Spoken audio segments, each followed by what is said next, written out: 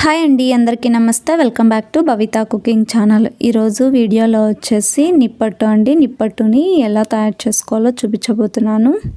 చాలా టేస్టీగా, చాలా క్రిస్పీగా ఉంటాయండి.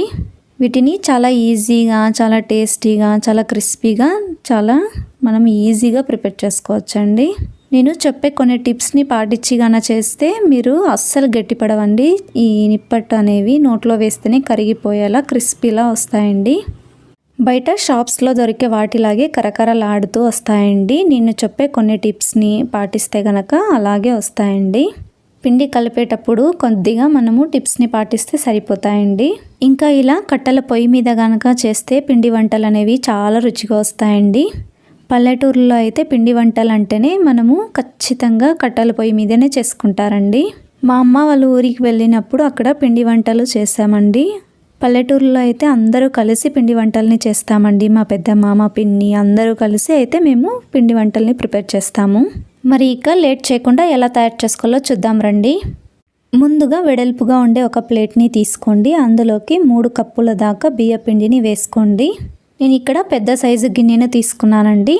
కేజీ ప్రకారంగా అయితే మనము 1.5 కేజీ దాకా ఉందండి పిండి అనేది.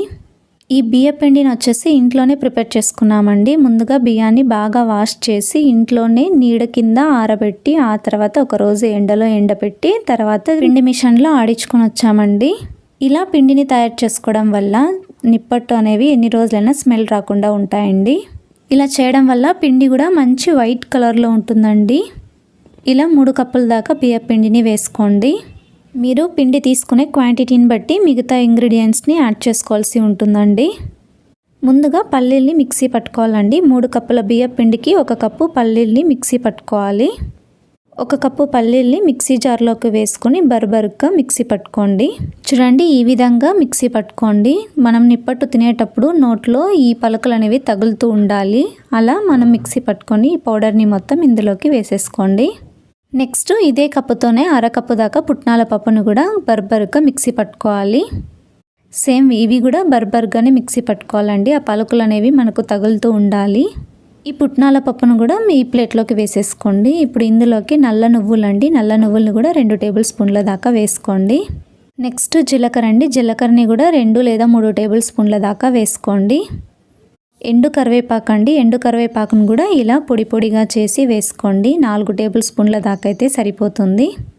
మీ దగ్గర ఎండు కరివేపాకు లేకపోతే గనక పచ్చి కరివేపాకునే చిన్న చిన్న పీసెస్గా కట్ చేసి వేసుకోండి. ఇందాక మిక్సీ పట్టుకున్న మిక్సీ జారులోకి 10 నుండి 12 పచ్చిమిరపకాయలు, అలాగే ఒక చిన్న అల్లం ముక్కని కూడా వేసుకోండి. ఇలా ముక్కలుగా కట్ చేసి వేసుకోండి. వీటిని కూడా బర్బర్గానే మిక్సీ పట్టుకొని ఇప్పుడు ఇందాక మనము వేసుకున్న ఇదే ప్లేట్లోకి ఈ పేస్ట్ని మొత్తాన్ని వేసేసుకోండి. మీరు తీసుకున్న పిండి క్వాంటిటీని బట్టి మీరు వీటిని పెంచుకోండి. ఇలా పచ్చిమిరపకాయల పేస్ట్ని వేసుకున్న తర్వాత ఇందులోకి రుచికి సరిపడంత ఉప్పును వేసుకోండి. నేనైతే ఇక్కడ 4 నుండి 5 టీ స్పూన్ల దాకా ఉప్పును వేసుకున్నానండి. ఉప్పుని ఒకేసారి వేసుకోకండి. కాస్త తక్కువ అనిపిస్తే మరీ కూడా యాడ్ చేసుకోవచ్చు. ఎక్కువతేనే కష్టము. నెక్స్ట్ ఒట్టికారం అండి. 2 నుండి 3 టేబుల్ స్పూన్ల దాకా ఒట్టికారాన్ని వేసుకోండి. నెక్స్ట్ 4 టేబుల్ స్పూన్ల దాకా పెసరపప్పును తీసుకొని ఇందులోకి తగినన్ని నీళ్లను పోసి వీటిని ఒకసారి బాగా వాష్ చేసుకుని మరి నిండుగా నీళ్లను పోసి 10 నిమిషాల పాటు నానబెట్టుకోండి. పెసరపప్పు 5 నుండి 10 నిమిషాలు నానితే సరిపోతాయండి. ఎక్కువగా నానాల్సిన అవసరం లేదు. మనము కట్టెల పొయ్యి మీద చేసుకుంటున్నాం కాబట్టి కట్టెల పొయ్యి వెలిగించడం కోసము 5 నుండి 10 నిమిషాల టైం అయితే పడుతుందండి. ఆ లోపల అయితే నానిపోతాయి ఇవి. స్టవ్ మీద చేసుకోవడం అయితే 1 సెకండ్లో స్టవ్ అయితే వెలిగించేస్తాం, కానీ కట్టెల పొయ్యి అయితే టైం పడుతుందండి. స్టవ్ మీద చేసుకునే వాళ్ళైతే ముందుగానే 10 నిమిషాల ముందు నానబెట్టుకోండి. ఇప్పుడైతే కట్టెల పొయ్యిని వెలిగిస్తున్నామండి. ఇక్కడ మేము వినుపు కట్టెల పొయ్యిని అయితే వాడుతున్నామండి. ముందుగా అయితే టెంకాయ పీచు ఉంటుంది కదండి, దాంతో వెలిగిస్తున్నారు మా అమ్మ. పీచు మొత్తం అంటుకున్నప్పుడు ఇప్పుడు కట్టెలు పెట్టుకోవాలి. కట్టెలు మండడానికి టైం పడుతుందండి. ఆ లోపల పక్కన మనము అన్నీ ప్రిపేర్ చేసుకుందాము. పిండిని కూడా కలుపుకుందాము. ఇక్కడ పూరీల్ని ప్రెస్ చేసుకోవడం కోసము ఇక్కడ ఆయిల్ ప్యాకెట్ని కట్ చేసుకుంటున్నామండి. ఆయిల్ ప్యాకెట్ ప్లేస్లో పాల ప్యాకెట్ కానీ లేదా మనం ఏదైనా ఇంట్లో వాడే పిండి ప్యాకెట్లను కూడా కట్ చేసుకొని తీసుకోండి. ఇప్పుడు ఈ పిండిలోకి 4 టేబుల్ స్పూన్ల దాకా వెన్నను వేసుకోండి. మీ దగ్గర వెన్న లేకపోతే గనక వేడి నూనెను వేసుకోండి. నూనెను కూడా 4 టేబుల్ స్పూన్ల దాకా వేసుకోండి. ఇందులోకి బటర్ని వేయడం వల్ల చాలా క్రిస్పీగా వస్తాయండి. నిప్పట్టు అనేవి నోట్లో వేయగానే కరుగుతాయండి. అందుకోసము వెన్ననే వేసుకోండి. నెక్స్ట్ ఇందాక నానబెట్టుకున్న పెసరపప్పును కూడా వేసేసుకోండి. వీళ్ళన్నిటినీ వంచేసి వేసుకోండి. అన్నిటినీ వేసుకున్న తర్వాత ఇప్పుడు ఈ పిండిని మొత్తం బాగా కలపండి.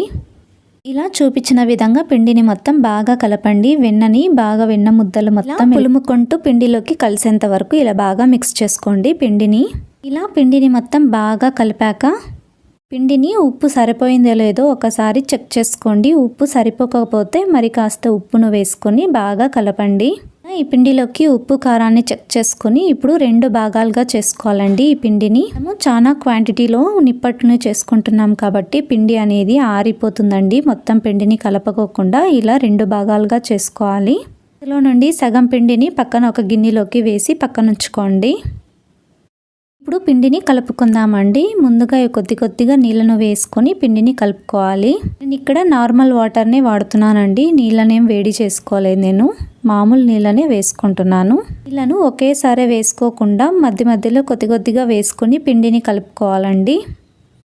పిండి ముద్దలా తయారయ్యేంత వరకు మనం కొద్దిగా నీళ్ళను వేసుకుంటూ పిండిని కలుపుకోవాలండి. మరి సాఫ్ట్గా కలపకండి. చపాతీ పిండి కన్నా కాస్త గట్టిగా ఉండేటట్టు కలుపుకోండి. కరకరలాడాలంటే పిండి అనేది సాఫ్ట్గా ఉండకూడదండి. ఇలా గట్టిగా ఉండాలి పిండి అనేది. ఇలా ఈ కన్సిస్టెన్సీలో పిండి అనేది ఇలా కలుపుకోండి. నెక్స్ట్ కట్టెలు అనేవి బాగా మండుతున్నాయి కదండి. ఇప్పుడు డీప్ ఫ్రైకి సరిపడంత ఆయిల్ని బాండీలోకి వేసుకొని నూనెను వేడి చేసుకోండి. ఆయిల్ వేడయ్యే లోపల పక్కన మనము నిప్పట్లని ప్రెస్ చేసుకుందామండి. ఇలా కలుపుకున్న ఈ పిండిలో నుండి సగం పిండిని తీసుకొని ఇప్పుడు ఈ పిండిని సాఫ్ట్గా నాదుకోవాలండి. ఈ మధ్యలో చేతిని నీళ్ళలో డిప్ చేసుకుంటూ ఇలా పిండిని సాఫ్ట్గా అయ్యేంత వరకు ఇలా బాగా నాదుకోండి. పిండి అనేది బాగా సాఫ్ట్గా అయ్యేంత వరకు ఇలా పిండిని నాదుకోండి. ఇలా సాఫ్ట్గా అయిన తర్వాత ఇలా రోల్ చేసుకోండి పిండిని నైస్గా. మనము చేసుకునే నిప్పట్టు సైజుని బట్టి చిన్న ఉండలుగా ఇలా గిచ్చి వేసుకోండి. నిప్పట్లని పెద్ద సైజులో చేసుకుంటే ఇంకాస్త పెద్దగా గిచ్చుకోండి మీరు పిండి అనేది. ఇలా విరుచుకున్న ఈ పిండిని చూడండి, ఈ కన్సిస్టెన్సీలో ఉండాలి పిండి అనేది. ఇలా చిన్న రౌండ్ బాల్స్ లాగా రౌండ్గా చుట్టుకోండి. ఒక 20 నుండి 30 దాకా ఇలా బిల్లల్ని చేసి పక్కన ఉంచుకోండి. వీటిని ఒకేసారి చేసుకోకండి, ఆరిపోతే నిప్పట్టు అనేవి చీలిపోతాయి మనం ప్రెస్ చేసేటప్పుడు. ఇప్పుడు ప్రెస్ చేసుకునే ప్రెషర్ని తీసుకొని మనం ఇందాక కట్ చేసి ఉంచుకున్న ఈ ప్యాకెట్ కవర్ని ఉంచి ఒక కప్లో నూనెని ఉంచుకోండి పక్కన. ఈ నూనెలోకి చేయిని డిప్ చేసుకుంటూ మనము కాస్త నూనెను అప్లై చేసుకుంటూ మనం చేసి పెట్టుకున్న పిండి బిళ్ళను పెట్టేసి పైనుండి మరొక ఆయిల్ ప్యాకెట్ కవర్ని వేసి ఇలా ప్రెస్ చేసుకోండి. చూడండి ఎంత చక్కగా ఎంత రౌండ్ షేప్లో వచ్చిందో నిప్పట్టు అనేది. ఇలా మనం బాండీలో ఎన్ని నిప్పట్లు అయితే పడతాయో అన్ని నిప్పట్లని ఒకేసారి ప్రెస్ చేసుకోండి. ఇలా ప్రెస్ చేసుకుంటున్న ఈ నిప్పట్లని మొత్తం మరొక ప్లాస్టిక్ కవర్ మీద వేసుకోండి. ప్లాస్టిక్ కవర్ మీద వేయడం వల్ల నిప్పట్టు అనేవి అతుక్కోవండి. ఇలా ఒకరు ప్రెస్ చేస్తూ ఉంటే మరొకరు డీప్ ఫ్రై చేసుకుంటే ఎంతో ఈజీగా మనం ప్రిపేర్ చేసుకోవచ్చండి. కొద్దిగా పిండి ముద్దను తీసుకొని ఆయిల్లోకి వేసి చూడండి ఆయిల్ వేడెక్కిందో లేదో. పిండి ముద్ద వేయగానే పైనికి నూనెలో తేలి ఇలా ఉడుకుతూ ఉంటే ఆయిల్ అనేది వేడెక్కినట్టేనండి. దేవుడికి అన్నట్టు ఒక నిప్పట్టును వేసి తీసేసానండి బయటికి. ఇప్పుడు నూనె బాగా వేడైన తర్వాత ఇప్పుడు అన్నిటిని నిప్పట్లు ఎన్ని అయితే బాండీలో పడతాయో అన్ని నిప్పట్లను వేసుకుని డీప్ ఫ్రై చేసుకోండి. నూనె అనేది బాగా వేడిగా ఉండాలండి. అప్పుడే నిప్పట్లు అనేవి బాగా క్రిస్పీగా వస్తాయండి. ఇలా వేడిగా ఉండే నూనెలోనే మనము వేయించుకోవాలి వీటిని. మరొక పక్కకు టర్న్ చేసుకుంటూ ఇలా డీప్ ఫ్రై చేసుకోవాలండి. ఇలా మంచి కలర్ వచ్చేంత వరకు ఫ్రై చేసుకొని పక్కకు తీసుకోవాలి. సేమ్ ప్రాసెస్లోనే మిగతా వాటిని కూడా ఇలా ప్రెస్ చేసుకోవాలండి. మీ దగ్గర ప్రెస్సర్ కనుక లేకపోతే చేత్తో కూడా ఒత్తుకొని వేసుకోవచ్చండి. సేమ్ పూరీలా ఒత్తుకొని వేసుకోవచ్చు. ఇలా పిండి వంటల్ని చేసేటప్పుడు ఇద్దరుంటే చాలా ఈజీగా చేసుకోవచ్చు. అంటే ఒకరు ప్రెస్ చేస్తూ ఉంటే మరొకరు ఇలా డీప్ ఫ్రై చేసుకుంటే చాలా ఈజీగా మనం ప్రిపేర్ చేసుకోవచ్చండి. ఇలానే గోల్డెన్ కలర్ వచ్చేంత వరకు అన్నిటినీ వేయించి తీసుకోవాలండి. ఇలా మనం తడుపుకున్న పిండిని మొత్తం నిప్పట్లుగా చేసుకున్న తర్వాత మనం పక్కకు తీసి పెట్టుకున్న పిండిని కూడా సేమ్ ప్రాసెస్లోనే మనం పిండిని కలుపుకొని నిప్పట్లని ప్రిపేర్ చేసుకోవాలండి. ఇలా ఒకరు ప్రెస్ చేస్తుంటే ఒకరు ఇలా డీప్ ఫ్రై చేసుకుంటే చాలా ఈజీగా అయిపోతుందండి. మేము ఇక్కడ ఇద్దరు చేసుకున్నా సరే మాకు 1.5 గంట సేపు అయితే పట్టిందండి ఇవన్నీ నిప్పట్లు చేసుకోవడం కోసము. అదే వీటన్నిటిని ఒకరే చేయాలంటే చాలా టైం అయితే తీసుకుంటుందండి. ఇలా అన్నిటినీ వేయించుకున్న వాటిని ఇలా వెడల్పుగా ఉండే గిన్నెలోకి వేసుకోండి.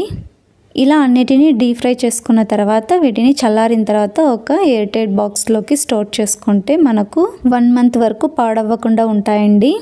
చూడండి నిప్పట్టు అనేవి ఎంత క్రిస్పీగా ఉన్నాయో. చూసారు కదండి ఎంత క్రిస్పీగా, అలాగే ఎంతో టేస్టీగా కూడా ఉంటాయండి. ఎంతో ఈజీగా ప్రిపేర్ చేసుకునే నిప్పట్టు రెసిపీని. అలాగే మీకు ఈ వీడియో కనుక నచ్చినట్టయితే లైక్ చేయండి, షేర్ చేయండి, సబ్స్క్రైబ్ చేయండి. మీ ఫ్రెండ్స్కి రిలేటివ్స్కి కూడా షేర్ చేయండి. Thank you for watching video.